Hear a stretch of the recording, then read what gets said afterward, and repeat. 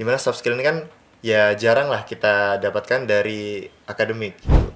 Nanti kalian punya kesempatan tuh, kalian join proker, join lembaga, kalian punya tanggung jawab. Nah di situ kalian menerapkan skill manajerial kalian. Nah kita kan nanti bakal jadi tenaga kesehatan juga perlu berkomunikasi ya dengan banyak orang, sehingga harapannya skill-skill di organisasi ini bisa bermanfaat buat kita ke depan.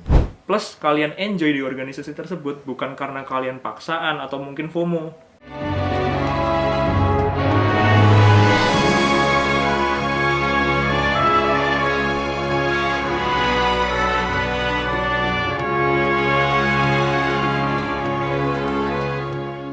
Assalamualaikum warahmatullahi wabarakatuh. Halo teman-teman dan para penonton setiap podcast Ashifa. Jumpa lagi bersama kami di podcast Ashifa, Istiqomah Menebar Kebaikan. Sebelum kita memulai podcast pada episode kali ini, perkenalkan, saya Ahmad Sakif Al-Mufid yang akan membantu pada episode kali ini. Yang dimana pada episode kali ini kita akan membahas terkait dengan organisasi versus akademik, mana sih yang lebih penting? Jika di episode 4 kemarin kita mengundang orang-orang istimewa dari organisasi eksternal FK, hari ini kita mengundang orang-orang yang memegang peranan penting di kolegium di FKUB. Wah, Masya Allah sekali nih. Nah, penasaran dengan bintang tamu spesial kita hari ini? Langsung saja kita sambut Kak Resnanda Naufal Siroj dan Kak Ibrahim Abdurrahman. Selamat datang kakak-kakak semua di podcast Ashifa. Sebelumnya mungkin bisa perkenalan dulu nih Kak. Mungkin dari aku dulu ya. Mungkin perkenalkan para penonton yang hadirin sekalian. Namaku Resnanda Naufal. Aku bisa dipanggil Naufal. Kebetulan alhamdulillah aku tahun ini diamani sebagai Presiden Mahasiswa FKUB untuk tahun 2024. Mungkin kayak gitu dari aku. Oh, jadi saya panggil Kak Naufal gitu ya? Boleh. Mungkin lanjut ke Kak Ibrahim. Oke, halo teman-teman, kenalin namaku Ibrahim Abdurrahman, biasa dipanggil Ibrahim. Kebetulan lagi menjadi Ketua LKI, Lembaga Kerohanian Islam di Fakultas Kedokteran Universitas Brawijaya tahun 2024 ini. Nah, Masya Allah sekali nih teman-teman. Jadi Kak Naufal adalah Presiden BEM FKUB dan Kak Ibrahim adalah Ketua Umum LKI FKUB. Begitu ya Kak ya? Nah, mungkin mau tanya-tanya dulu nih Kak. Gimana nih Kak kabarnya hari ini? Mungkin baik ya dari aku. Ya, biasa kayak kuliah. Betul. Ya, selesai kuliah tadi ada undangan dari teman-teman akhirnya kesini. Itu dari aku. Kalau dari Kak Ibrahim sendiri? Ya, alhamdulillah udah selesai kuliah di hari ini. Kebetulan tadi agak extend ya kuliahnya. Biasanya kita kuliah sampai jam 3. Kebetulan tadi ada reschedule kelas, jadi kita sampai harusnya sekitar jam 5, tapi alhamdulillah jam setengah 5 mungkin udah kelar dan kita langsung cabut ke sini. Oh, baik Kak. Nah, mungkin tadi sebelumnya Kak Resnanda dan Kak Naufal dan Kak Ibrahim sendiri dari semester berapa ya Kak? Kalau boleh tahu. Kebetulan sama-sama 7 ini, Sama-sama. sama BM. Nah. Semester akhir lah kalau dia. Akhir-akhir ini apa sih Kak kesibukannya kalau di semester 7 tuh? Waduh, ya kita tahu sendiri lah kalau semester 7 tentunya salah satu fokus utama kita yaitu mengurus tugas akhir atau skripsi. Karena di kedokteran itu maksimal 7 semester ya. Jadi Terus ya adalah kuliah-kuliah lain tambahan. oh baik Kak. Nah sesuai dengan tema kali ini Kak, kita akan membahas sebuah topik yang biasanya sering digalauin sama khususnya anak FK nih. Karena membuat dilema, yaitu antara akademik dan juga perkolegiuman yang terkadang sangat sibuk hingga lupa waktu. Oke. Nah sebelum melangkah lebih jauh nih Kak, mungkin aku penasaran nih Kak. Gimana sih Kak lika-liku menjadi seorang ketua di kolegium BEM FKUB atau kolegium di FKUB? Perjalanannya untuk menjadi seorang ketua itu bagaimana sih Kak? Oke. Dari Kak Naufal dulu. Oke, mungkin dari aku dulu ya, Em. Mungkin kalau bagaimana perjalanan kalikunya sebenarnya lumayan cukup panjang ya teman-teman kalian. Karena kita di sini aku sama BM kan tahun ketiga mengikuti organisasi. Dulu kita sama-sama jadi staff, terus mungkin jadi badan pengurus harian juga. Tahun ketiga ini jadi badan pengurus inti. Kalau untuk lika-likunya banyak banget kira-kira apa yang udah dilaluin ya, apalagi kalau konteksnya berkolegium di kita. Mungkin kalau aku naungin di BEM, ya gimana cara aku bisa untuk istilahnya memberikan pantikan lah buat BEM ini supaya bisa gerak kayak gimana. Tiap kementerian punya arah geraknya masing-masing, lalu tiap biro juga punya fungsionalnya masing-masing. Jadi ya lumayan sih untuk lika-likunya sampai sejauh ini kayaknya eh, banyak banget yang udah dilalui.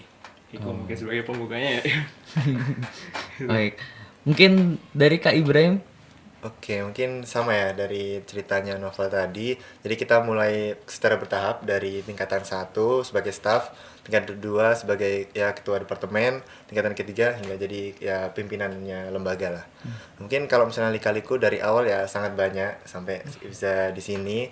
Tapi kalau misalnya sekarang mungkin lika-likunya lebih ke gimana kita menyeimbangkan antara kehidupan pribadi kita dengan lembaga yang kita pimpin mungkin. Soalnya kan kalau misalnya aku mungkin lebih ke lingkupnya lebih sedikit, kita mungkin lebih menaungi ke mahasiswa muslim aja di FKUB, sedangkan kalau misalnya Mas Noval ini kan mungkin seluruh permasalahan di FKUB konsulnya ke Mas Noval ini. Jadi kalau aku mungkin ya kita menaungi, ada departemen yang khusus aku naungin itu di sumber daya manusia di LKI khususnya.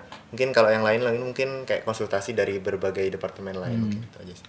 Oh, berarti sangat panjang dan sangat berat sekali ya ini, Kak. Nah, terus mau tanya nih, Kak. Yang Kakak rasain sih, apa sih perbedaan utama antara pengalaman belajar di lingkungan akademik dan pengalaman belajar di lingkungan organisasi? Mungkin kali ini dari Kak Ibrahim dulu nih. Oke, mungkin tentunya berbeda ya kalau antara organisasi dan juga akademik. Kalau misalnya akademik mungkin aku ngerasanya kita prosesnya itu lebih pasif, atau mungkin kayak kita lebih dituntut buat memahami aja sih. Mungkin kita di kelas kuliah, mungkin sekali-kali kita kayak berdiskusi di contohnya PBL itu, terus juga kita mengerjakan tugas, mungkin kita lebih dilatih analisis dan juga cara kita menangkap ilmu dengan cepat. Tapi kalau misalnya di organisasi kita tuh dituntut buat lebih aktif. Contohnya kayak kita harus menyelesaikan sebuah problem, atau terus kita juga belajar cara berkomunikasi, gimana cara kita mendesain sebuah program yang bisa bermanfaat buat orang lain juga gitu sih. Oke, mungkin dari Kak Naufal sendiri juga. Mungkin aku melanjutkan dari yang dilanjutin sama Mas Baim tadi ya. Bener banget, kalau seumpama mungkin aku karena anak kedokteran, anak prodi pendidikan dokter ya, kita ibaratkan di sini kalau kuliah itu mungkin SMA tapi naik kelas. Karena kita dari pagi berangkat ke kampus, terus nanti di kampus kita dapetin materi, terus materi mungkin kurang lebih nggak sama kayak teman-teman fakultas lain ya. Kita kan udah ada setnya tuh, jam segini apa matkulnya, lalu lanjut ke jam kedua matkulnya apa, jam ketiga matkulnya apa. Bener yang bilang Mbak Im tadi, mungkin kalau bisa dikatakan kita lebih dituntut untuk menyerap informasi untuk preklinik ini. Sementara kalau di kehidupan kolegium atau kehidupan kegiatan kemahasiswaan sendiri, mungkin aku merasakan selama ini udah di tahun ketiga, aku punya tanggung jawab di sini, tanggung jawab untuk bisa memantik, istilahnya memantik dari anak-anaknya. Mungkin kalau konteksnya aku ada anak-anak kementerian maupun biro di BEM. Terus kalau ke kolegium ya mungkin memfasilitasi lah teman-teman dari lembaga-lembaga ini butuhnya apa, nanti mungkin bisa kita omongin bareng ke pihak dekanat. Jadi negesin juga yang disampaikan BEM tadi, untuk perbedaannya yang paling mencolok adalah kita di sini dituntut untuk punya rasa proaktif ya, rasa menginisiasi segala macam suatu hal ya. Beda sama kalau kita cuma sebagai mahasiswa yang duduk di bangku perkuliahan kayak gitu. Oke, jadi mungkin kalau saya tangkap berarti kalau di lingkungan akademik itu lebih ke hal yang kognitif. Kalau misal kita di organisasi itu lebih ke soft skill dan proaktif tadi itu ya, Kak. Nah, mungkin. Nah, lanjut nih, Kak. Dapat kita ketahui bersama nih, Kak, kalau FK itu padat banget jadwalnya. Baik itu sampai pagi sampai sore itu pasti ada kegiatannya. Nah, pernah nggak sih, Kak, di masa-masa sulit gitu antara kolegium yang lagi sibuk-sibuknya ditambah tugas akademik yang menumpuk, itu bagaimana cara Kakak mengontrol diri sendiri dan bisa menghandle situasi sulit tersebut? Mungkin sekarang dari Kak Naufal. Oke, ini pertanyaan yang mungkin sering banget ditanyakan ya, Im. Apalagi kita sebagai ketua lembaga di tahun ketiga ini, pertanyaan gimana cara mengontrol atau mengatur ya, mengatur supaya kita hidup itu bisa balance lah. Di sini nggak cuma kita membukol, kita fokus di kolegium, tapi kita juga fokus ke kehidupan akademik, juga kehidupan sosial, kehidupan pribadi kita lah. Kalau ditanyain pernah nggak ada di posisi dimana agak chaos ya, mungkin kewalahan, mungkin aku yakin setiap dari kita pasti ada momen-momen seperti itu. Cuma ya itu tadi mungkin seninya kita berorganisasi di sini lah, malah hal yang kita dapetin selama di organisasi itulah yang harus kita bisa manfaatin untuk melalui fase seperti itu. Kayak ambil contoh mungkin di fase-fase seperti itu, kalau kita terpuruk terus-terusan mungkin akan berdampak lebih buruk ya ke nilai kita, mungkin akan lebih jelek juga, kita nggak bisa maksimal perform untuk menaungi lembaga kita, nggak bisa melakukan yang terbaik untuk apa yang kita punya tanggung jawab sekarang. Ya bagaimana cara kita mungkin punya coping mekanisme aja sih buat ngelampauin hal itu. Kalau teman-teman mungkin aku yakin ya di FK ini punya hobi masing-masing, punya kesenangan masing-masing. Jangan lupakan kesenangan itu dan ambil waktu kalian lah, ambil waktu mungkin bahasanya sekarang me time lah. Itu perlu banget untuk kesinambungan kehidupan ini. Kayak gitu sih Fit. Oke, mungkin itu dari Kak Naufal. Dari Kak Ibrahim sendiri nih, gimana nih Kak? Oke, mungkin kalau pengalaman terkait gimana cara kita menyeimbangkan antara akademik dan juga organisasi, mungkin salah satu peristiwa yang cukup menyulitkan itu ya mungkin di semester awal-awal sih. Dimana kan kita kayak mungkin masih beradaptasi dengan lingkungan akademik, gimana cara kita belajar. Mungkin di Fakultas Kedokteran ini kan istilahnya berbeda lah dengan kehidupan kita di SMA.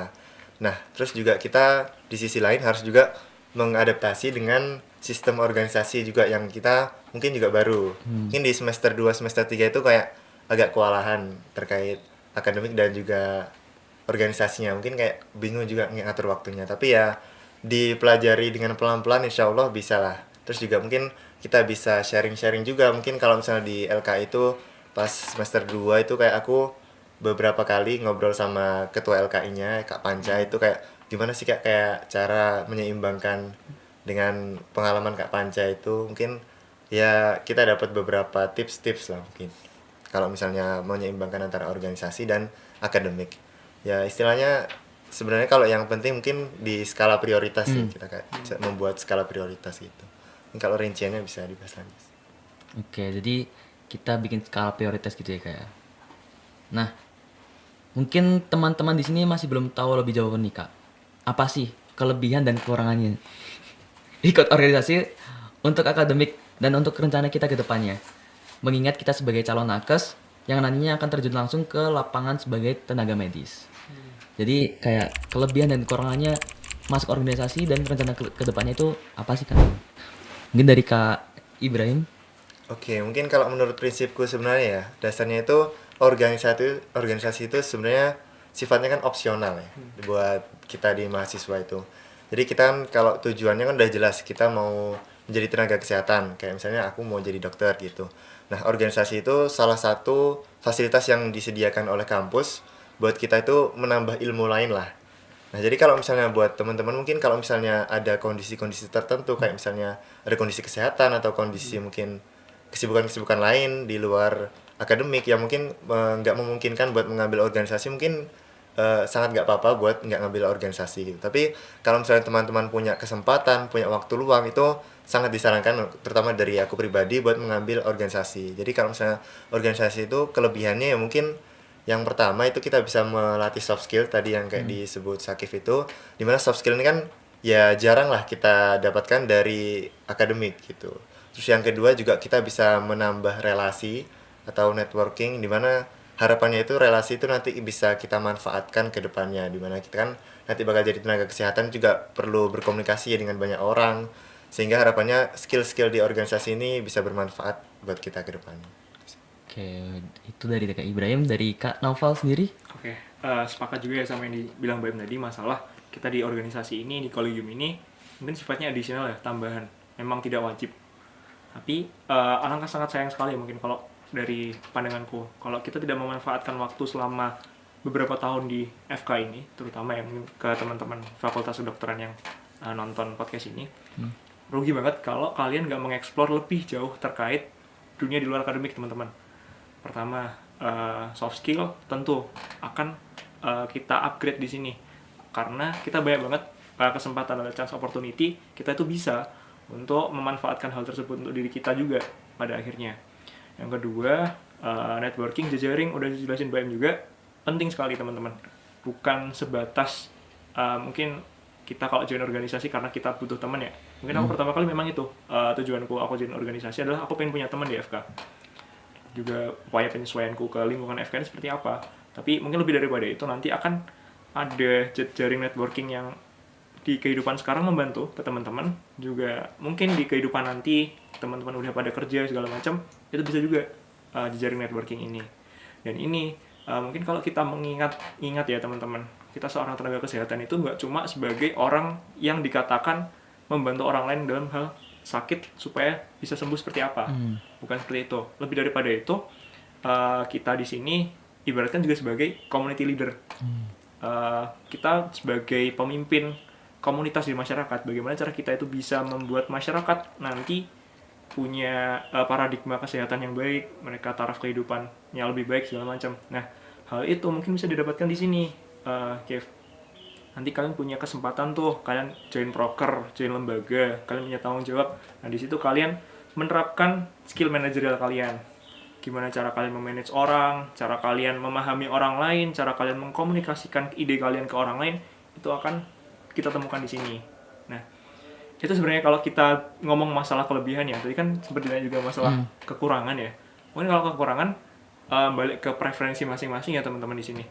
Ambil contoh, kalau teman-teman terlalu overwhelmed, udah kebanyakan nih, katakanlah nanti mungkin jatuhnya bukan sebagai sarana upgrading teman-teman, malah jatuhnya toxic lah bahasa nih. Kayak kewalahan, berdampak ke kehidupan akademiknya, nilai turun, segala macam. Tapi untuk menyiasati itu semua, balik lagi, kita yang paling tahu kondisi diri kita sendiri, kita yang paling tahu batasan diri kita sendiri. Tanya coba ke diri kita, ke pribadi kita, sejauh mana kita mau berproses di sini dan sejauh mana kita mau berkembang di sini. Itu sih menurutku poin plus dan poin negatifnya ya, mungkin kalau kita ngomong masalah organisasi ini. Tapi mungkin aku sini sebagai sudut pandang orang kolegium ya, sangat menyarankan sekali kalau memang nggak ada hal yang membuat bener-bener teman-teman nggak bisa join, mungkin seperti yang disebutkan BM alasan kesehatan atau alasan lain yang mutlak tidak bisa join. Menurutku sayang sekali tempat bermain ini untuk tidak kita eksplorasi gitu ibaratnya. Tuh. Oke, jadi kalau yang saya tadi itu organisasi itu opsional sifatnya. Boleh kalian join, boleh kalian tidak ikut join organisasi, tapi kalau yang tadi Kak Noval sampaikan sangat disarankan sekali untuk join organisasi. Nah, terus ada lagi nih Kak. Selama berorganisasi, pengalaman apa sih Kak yang paling berkesan? Yang paling yang paling bikin ya paling seneng atau paling ada sedihnya gitu Kak dari Kak Noval sendiri? Oke. Apa ya kalau ditanya kayak gitu? Mungkin udah banyak banget hal yang bikin seneng dan bikin sedih sampai tahun ketiga ini. Ini kita sama-sama ya, tahun ketiga, tahun yang paling tua. Tapi kalau ngomong basic dulu di tahun pertama, sebenarnya hal paling berkesan itu dari aku pribadi, aku mendapatkan teman di sini. Segampang, seremeh tujuan awal aku pengen join organisasi, alhamdulillah aku dapatkan di awal. Dan ya itu membantu juga, nggak cuma aku di kehidupan organisasiku, tapi juga di kehidupan akademikku, di kehidupan sosialku selama aku menjadi mahasiswa FK ini. Itu pertama. Yang kedua, kalau kita ngomong masalah sedih-sedihnya, ya mungkin memang ada satu waktu di mana kita itu harus memang merelakan waktu istirahat kita, waktu bermain kita lah, waktu yang bisa kita gunakan untuk explore hal lain yang bersifat mungkin rekreasional, itu kadang bisa tersita. Tapi lagi-lagi balik lagi, pengorbanan yang kita lakukan itu mungkin memang akan worth it, entah untuk secara langsung kita sekarang atau untuk pengembangan kita ke kehidupan nanti. Itu sih mungkin yang aku sampaikan ya, masalah apa sih sebenarnya pengalaman baik sama buruknya itu. Oke, mungkin dari Kak Ibrahim.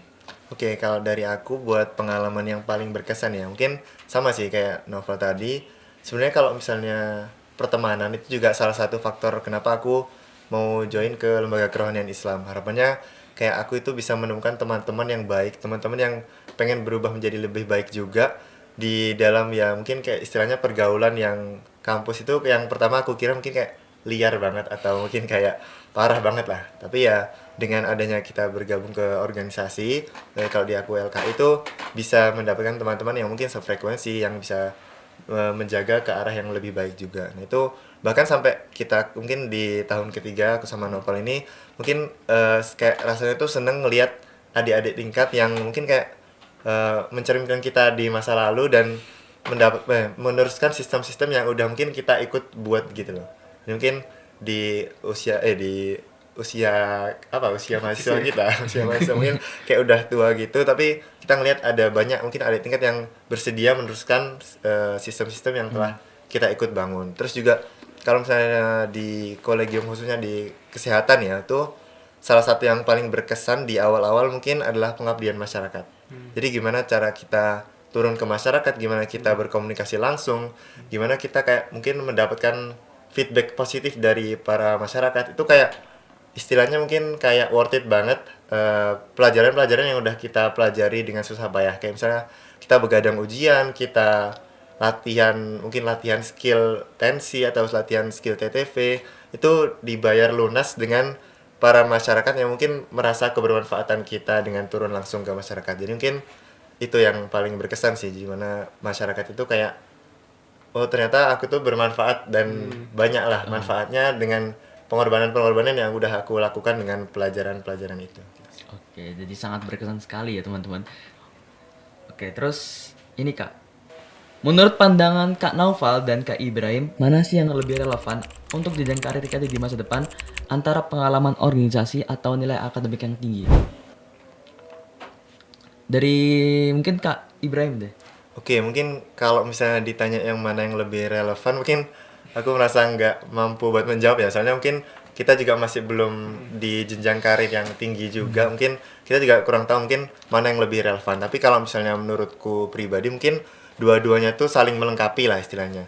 Kalau misalnya kita menjadi seorang tenaga kesehatan, misalnya contohnya seorang dokter itu, kalau di zaman sekarang tuh udah banyak lah dokter. Nah itu kita tuh nggak cuma adu ilmu, adu kayak gimana cara kita memeriksa, gimana cara kita menata laksana pasien, tapi kita juga adu soft skill lah, gimana cara kita tuh nge-treat pasien yang datang ke kita itu dengan baik.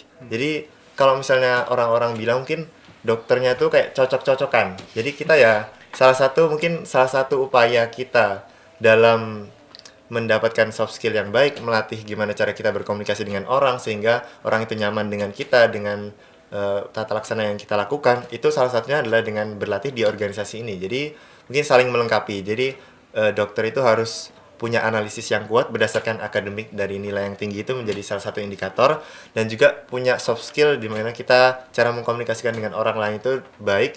Salah satu cara latihannya ya di organisasi ini. Gitu. Oke. Dari Kak Naufal sendiri nih. Oke, mungkin aku pribadi sepakat banget ya sama apa yang Mbak Em sampaikan. Mungkin juga bukan kapasitasku ya, karena aku lagi-lagi sama kayak Mbak Em belum ada di posisi tersebut. Kita masih belajar ya di sini. Aku pun masih mahasiswa semester 7. Dan tapi kalau dari balik lagi apa yang aku dapetin, aku pribadi dapetin di sini, kalau disuruh memilih salah satu, kayaknya dilema banget sih. Nggak bisa kayak malah memilih salah satu. Aku akan milih dua-duanya. Kenapa? Dan alasannya, pertama, karena aku pun juga di sini berkuliah sebagai calon dokter ya nantinya, ya amin, calon dokter di masa depan. Ya maka nggak bisa dipungkiri juga akademik itu sangat diperlukan, mengetahui kondisi pasien segala macam. Katakanlah kita jago banget nih dalam hal soft skill, tapi ternyata kita nggak on point dalam mendiagnosis suatu penyakit yang pasien derita. Nah itu kan juga gimana juga ya. Ambil contoh balik, kita sangat-sangat cerdas nih, sangat on point dalam hal diagnosis, dalam hal penata laksanaan segala macam, tapi kita kurang bisa membahasakan atau mengkomunikasikan apa yang kita inginkan ke pasien. Kita kurang bisa komunikasi interpersonal ke pasien. Pasiennya mungkin juga akan merasa ini kenapa dokternya. Itu sih teman-teman. Jadi kalau dikatakan better yang mana untuk kehidupan selanjutnya, aku bisa menyimpulkan untuk sekarang dua-duanya. Kalau dua-duanya bisa dan harus saling padu, kita kejar lah untuk sekarang. Balik lagi mungkin kalau berkaca di kesibukan kita ya sebagai mahasiswa kedokteran, kalau aku pribadi aku mungkin akan sangat bosen nanti. Aku cuma kuliah di FK, aku berangkat jam 8, lalu aku mendengarkan materi, 3 materi mungkin dalam sehari, yang materinya nanti beda-beda, pulang gitu aja. Mungkin akan belajar lagi menyiapkan ujian topik, ujian tengah semester, dan segala macamnya. Bagiku membosankan sih kalau kayak gitu. Jadi selagi aku bisa nyari kesenangan juga sekalian upgrade diriku di kolegium ini atau di kegiatan ini, kenapa enggak? Ya siapa tahu juga nanti akan bermanfaat juga di kehidupan nantinya gitu dari aku. Oke, jadi dua-duanya sangat relevan sekali ya guys. Baik itu pengalaman organisasi maupun nilai akademik yang tinggi, itu dua-duanya sangat relevan. Mungkin selanjutnya nih Kak, karena sekarang ini kan musim-musim maba nih. Musim-musim maba kan sekarang masih semester 1 dan akan berkolegium di semester 2. Nah, Oke. dari Kak Naufal dan Kak BM sendiri nih, mungkin ada tips nggak sih Kak untuk memilih organisasi yang sesuai dengan passion dari kita sendiri. Misal aku maba nih, aku mau ikut organisasi A, organisasi B. Kira-kira tips-tips untuk memilih yang tepat itu bagaimana sih Kak? Oke. Dari Kak Naufal mungkin. Oke, terima kasih pertanyaannya. Aku coba di sini jawab dengan tidak bias ya teman-teman. Objektif mungkin. Takutnya aku nggak mempromosikan BEM, tapi aku coba ke kegiatan kemahasiswaan secara umum. Entah teman-teman mau berkembang di internal kita di FKUB ini sendiri melalui kolegium mahasiswa dari 11 lembaga, monggo kalau mau di situ. Atau kalau mau teman-teman berkembang di lingkup universitas dia katakanlah lebih luas lagi mungkin di regional, di Malang, di Jawa Timur atau di nasional atau di internasional, bebas banget.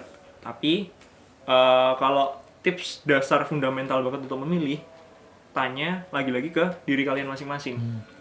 Mungkin segampang ini, biar kita nggak terlalu clueless kita mau apa dan kita mau kemana, tanya ke diri kalian, tujuan kalian di sini, apa yang pengen kalian cari selama beberapa tahun ke depan. Siapin plannya. Terus dari tujuan tersebut mungkin akan ada step-step yang harus diikuti.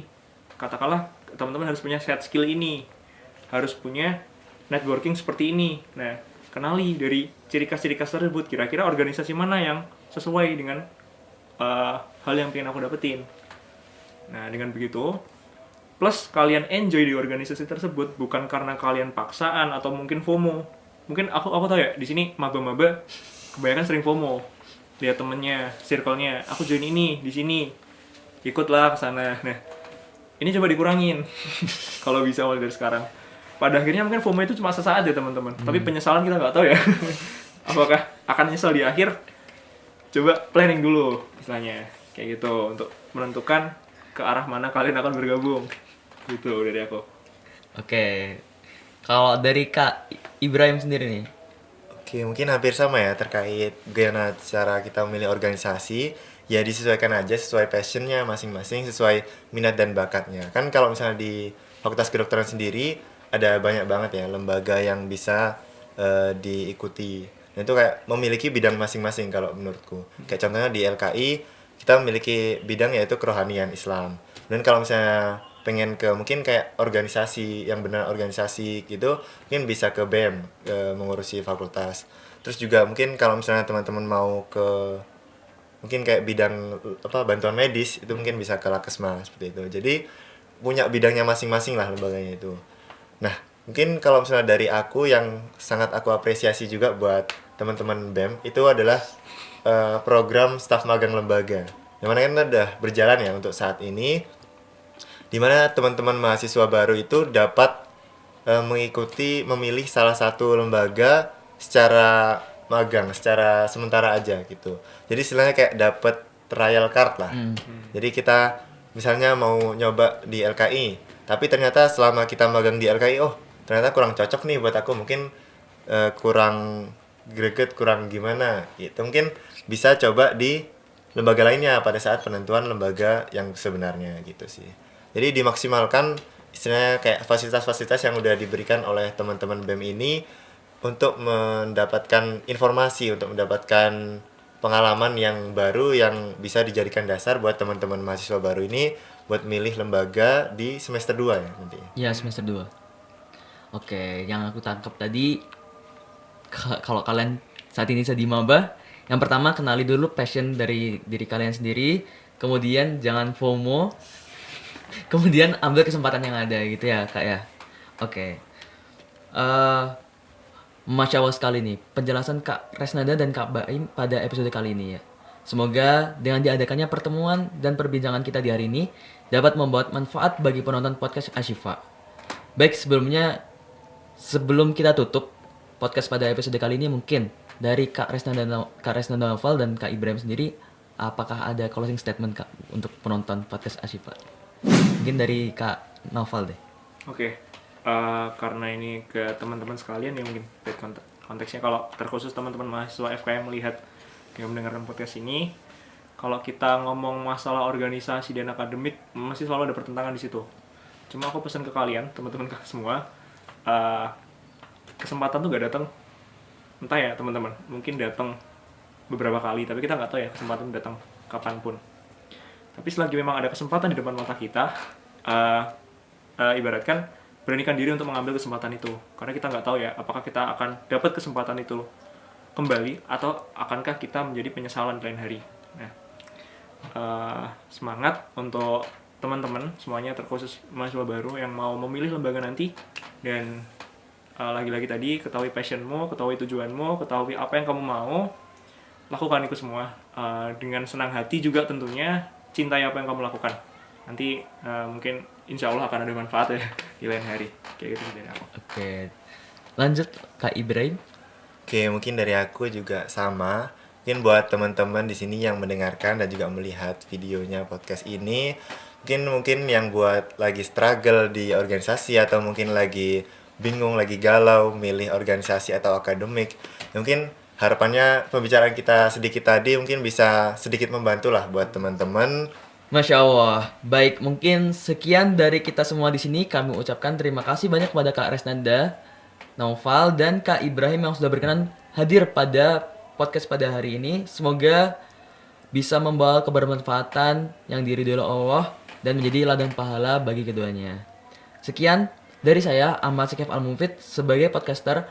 Mohon maaf apabila selama berlangsungnya podcast pada hari ini terdapat kesalahan maupun kekurangan. Terima kasih dan sampai jumpa di episode podcast Ashifa selanjutnya. Jangan lupa like, comment, dan subscribe di YouTube LKI FKUB. Nanti akan ditampilkan di sini. Wassalamualaikum warahmatullahi wabarakatuh. Wah.